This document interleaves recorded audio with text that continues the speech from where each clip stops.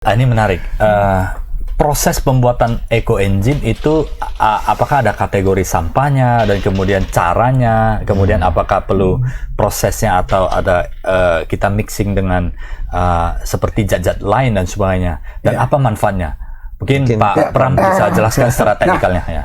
Terima kasih. Ekoenzim itu sebenarnya adalah cairan yang mereka sebut, banyak sekali masyarakat menyebut cairan ajaib.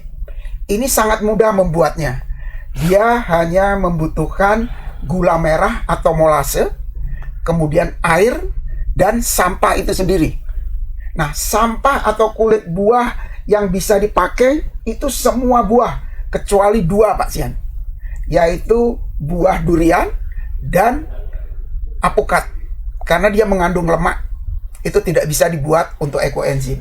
Ekoenzim ini dibuat dengan takaran 10 bagian air, 1 bagian gula merah atau molase, dan 3 bagian sampah atau kulit buah.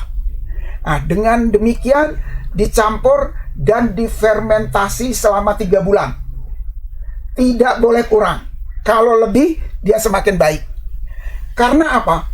Pada bulan pertama, proses fermentasi itu akan menghasilkan alkohol.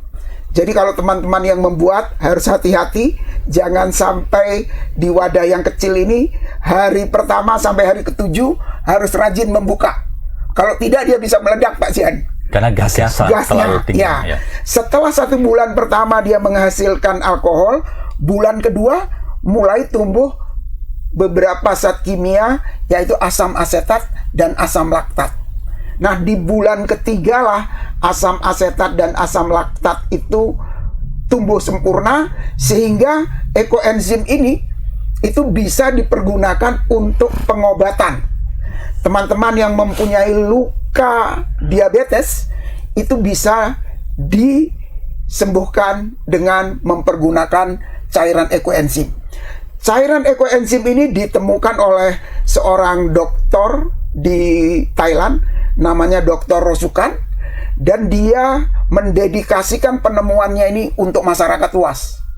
Ini pernah dipresentasikan di PBB dengan cara apa, Pak Sian? Beliau mensayat tangannya dan dimasukkan ke cairan ini, dalam waktu beberapa saat saja tangannya itu sudah mengering. Karena apa? Karena kandungan asam asetat dan asam laktat yang terkandung di dalamnya. Cairan ini juga sekarang sangat banyak dipergunakan, khususnya di Bali, itu untuk membersihkan danau. Ada gerakan ekoenzim untuk Danau Batur. Itu setiap 3 bulan teman-teman di sana mengumpulkan semua hasil karya pembuatan ekoenzimnya untuk dituang di danau. Ini bukti dari tulisan-tulisan yang sedang dilakukan di Bali, Pak. Jadi ini Pak Pram, itu dari rumah-rumah, misalnya setiap rumah tangga ada 1 liter, setengah liter, itu dikumpulkan dan dituangkan ke danau bersama ya? Bersama-sama, gitu.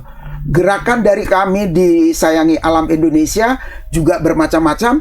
Kita mulai ada penuangan di sungai. Nah, ini bagaimana bahagianya membuat ekoenzim, karena ada yang kami anut, bahwa jika kita melindungi alam, menyayangi alam, maka alam itu akan melindungi kita. Nah, ini terbukti dari senyuman anak-anak ini. Berikutnya ada gambar lain yang perlu juga. Ini ekoenzim dipergunakan untuk insektisida, Pak Sian. Disemprotkan di tanaman, di buah, itu terjaga dari serangan insektisida. Ada juga berikutnya kita membersihkan sungai. Ini dilakukan di Bali. Kita membersihkan sungai, ini kita lakukan sudah dan dari itu bisa sungainya, airnya menjadi tidak bau dan jernih. Tidak bau dan jernih.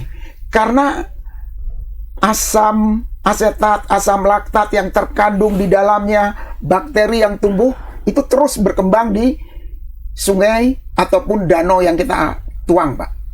Seperti itu. Luar biasa. Nah, Pak Pram, kalau cara pembuatannya kan 10 liter, 10 bagian air, Ya. 1 bagian gula Gula, merah, 3 kemudian 3 bagian bagian dari sampah. sampah. Nah, kategori sampahnya ini adalah sampah sayuran sama Sayuran, buah-buahan buah-buahan. yang Ya. belum dimasak ya, Yang belum dimasak, yang masih hijau. yang masih segar, artinya tidak boleh busuk. Tidak boleh busuk ya. Ya. Kalau tidak boleh busuk, berarti masih kategori bagus ya, Pak? Bagus, masih bagus. Jadi jangan sampai dia sudah Membusuk, nggak boleh ada ya? jamur, tidak boleh. Oh, oke. Jadi kan ada banyak kulit-kulit buah yang mau Ya. kita buang kan? Ya. Nah, itu diambil. Diambil. untuk digunakan. Termasuk kulit buah juga ya? Kulit Ya. buah yang Buah sisa misalnya yang kupas. sudah dikupas Kupas. dan buahnya biasanya kan dimakan, Dimakan. sisa pengelupas itu itulah yang dijadikan ekoenzim ya, Ekoenzim. termasuk sisa potong sayur-sayuran ya. Betul, betul. Kalau sampah rumah tangga yang lain sisa-sisa masakan itu nggak bisa ya? Tidak bisa. Dia hanya bisa Untuk tadi sayuran dan dari buahan. sayuran dan buah-buahan. Oke. Buah. Nah, ada caranya Pak Sian dan Tribuners kalau ingin mengimplementasikan, kita kan makan buahnya sedikit, nggak bisa berbuah banyak.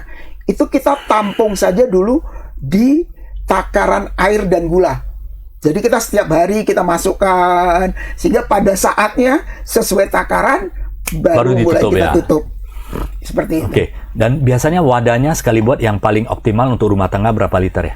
Karena hasil sampah rumah tangga itu sedikit, dalam wadah biasanya bekas cat itu bisa Bisa ya? 5 liter.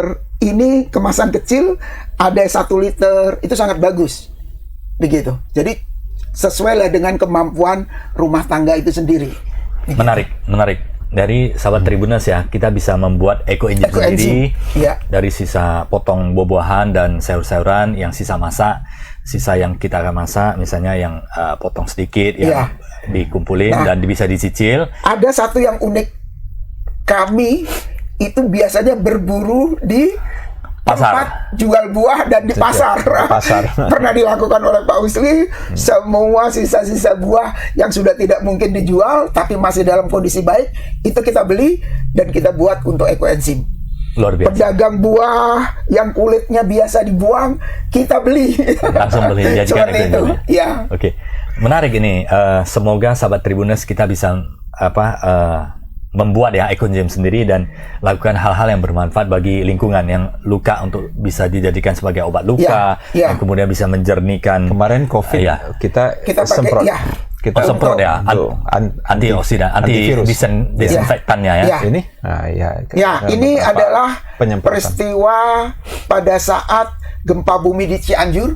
Ada tim kami dari Bandung melakukan sterilisasi di tenda-tenda pengungsian, Pak. Pengungsi itu kan banyak sekali Ya. apa. Itu bisa, Pak. Begitu juga dalam bencana-bencana alam di negara-negara lain, itu sudah. Sebenarnya pada saat Aceh pun, gempa di Aceh, teman-teman itu sudah mengirimkan ekoenzim dari Malaysia, dari Singapura. Untuk itu sudah sterilisasi untuk ya sterilisasi lingkungan supaya lebih bersih dan tidak ada menyebabkan mungkin Bau yang paling penting, dan bau. penyakit. Bau. Bau sangat terasa Pak ya? Ya. Sangat mengurangi sekali Sangat ya? mengurangi. Oke. Asap itu juga bisa dinetralisir dengan ekoenzim.